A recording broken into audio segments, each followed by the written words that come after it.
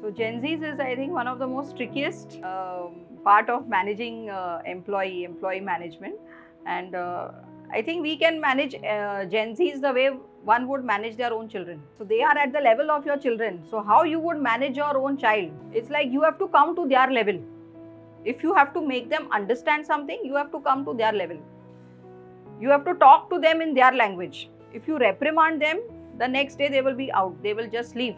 And not only out, but once they are out of the organization, also they will not have a very positive and a good vibe about your organization outside. The best way to manage them is to manage them, talk to them and make them understand in their own language. I'm saying you have to treat them as your child. I don't mean to say from the emotional point of view, but you have to talk to them at their level, in the sense you cannot say, if I have to, there is somebody who's non-performing, of course I will tell her that this is what your performance is. I have to be very firm with her and show her the mirror what it is, but at the same time I have to tell her in her language that look, this is what is good for you, and if this is where you want to go, then this is the path. If I tell her today that you have not done this, this is what you have to do, and you see to it that you do this by tomorrow. See, I'm not saying that you have to be very soft with them and you let them do whatever they want. No, not at all. It's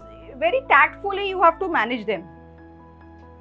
Another thing is you need to show them growth, because today's time, these Gen Zs, they are looking out for some very high aspirations. They want money, they want growth, they want something very fast. We have to be also as fast as they are. So we have to think one step ahead of them, so that we can show them some growth, some aspirations. They want everything instant.